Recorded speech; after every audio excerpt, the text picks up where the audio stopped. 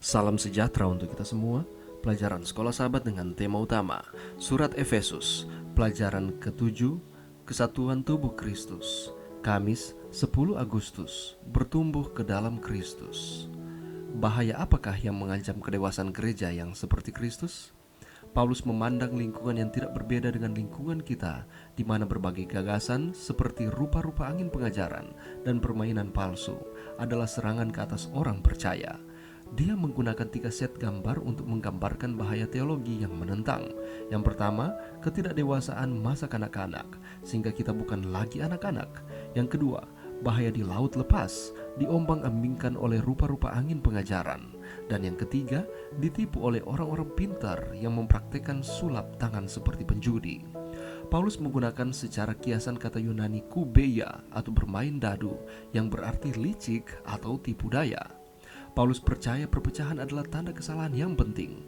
Apa yang memelihara dan menumbuhkan tubuh serta membantunya bersatu adalah baik, sementara apa yang menguras dan memisahkannya adalah jahat. Dengan berpaling dari pengajaran yang memecah belah kepada guru-guru yang teruji dan dipercaya, mereka akan maju menuju kedewasaan Kristen sejati dan memainkan peran yang efektif dalam tubuh Kristus. Dengan cara apakah gereja yang sehat berfungsi seperti tubuh yang sehat? Dalam Efesus 4 ayat 1-16, Paulus menganjurkan kesatuan gereja dan memperkuat para pembaca untuk memeliharanya secara aktif. Sementara kesatuan adalah kepastian teologis, itu memandang membutuhkan kerja keras kita. Salah satu cara kita memupuk persatuan adalah dengan menjadi bagian yang aktif dari tubuh Kristus. Kita masing-masing adalah bagian dari tubuh dan harus berkontribusi pada kesehatan dan pertumbuhannya. Kita semua harus mendapat manfaat dari pekerjaan para rasul, nabi, penginjil, dan pendeta atau guru. Ini seperti ligamen, otot, dan setiap sendi memiliki fungsi pemersatu, membantu kita tumbuh bersama di dalam Kristus yang adalah kepala tubuh. Apa sajakah angin pengajaran yang bertiup melalui gereja kita dewasa ini, dan bagaimanakah kita dapat berdiri teguh melawannya? Pelajaran yang bisa kita dapatkan pada saat ini, saudaraku, ketika kita berbicara tentang kedewasaan, itu berarti berkenaan dengan karakter, cara berpikir, berperilaku, dan sikap hati dalam merespons segala sesuatu. Mengukur kedewasaan rohani seseorang berbeda dengan ketika kita menerka atau menduga berapa usia orang tersebut, karena usia bukanlah pengukur mutlak kedewasaan seseorang. Mungkin kita akan lebih mudah menebak usia seseorang dilihat dari tampilan fisik dan juga ciri-ciri biologis lainnya. Apakah dia masih tergolong kanak-kanak, remaja, atau sudah berusia lanjut. Namun ketika kita ingin melihat kedewasaan rohani seseorang, itu tidaklah mudah. Kita harus mengenal pribadi orang itu lebih dalam dan bergaul dekat dengan dia dalam kurun waktu yang tidak singkat. Itu pun belum bisa menjamin sepenuhnya kita bisa tahu kedewasaan rohaninya. Jadi, membutuhkan banyak waktu. Menduga usia kedewasaan rohani seseorang memanglah tidaklah mudah, karena kehidupan kekristenan adalah dinamis, bukan statis.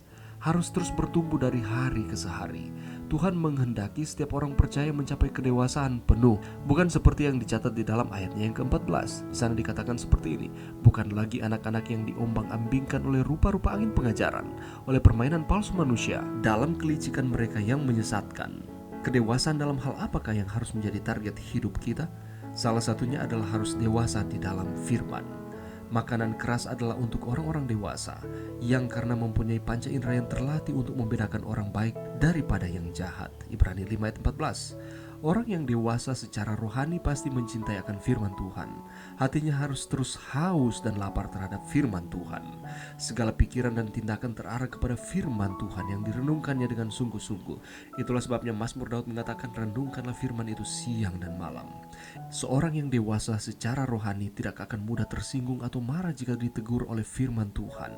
Jika kita masih marah, menyalahkan hamba Tuhan, kita tidak mau lagi masuk ke gereja oleh karena firman yang menegur kita, berarti kita masih Kristen kanak-kanak. Dan itu yang dinyatakan oleh Rasul Paulus. Ketika aku kanak-kanak, aku berkata-kata seperti kanak-kanak, aku merasa seperti kanak-kanak, aku berpikir seperti kanak-kanak. Sekarang sesudah aku menjadi dewasa, aku meninggalkan sifat kanak-kanak itu. 1 Korintus 13 ayat 11. Dan tujuan ia menyatakan seperti ini adalah supaya terjadinya kesatuan di dalam gereja dan memperkuat kita sebagai pembaca untuk memelihara persatuan itu secara aktif. Karena kita masing-masing adalah bagian dari tubuh dan harus berkontribusi pada kesehatan dan pertumbuhannya. Kita memiliki fungsi masing-masing. Fungsinya adalah untuk mempersatukan, membantu kita untuk tumbuh bersama di dalam Kristus yang adalah merupakan kepala dari tubuh itu sendiri.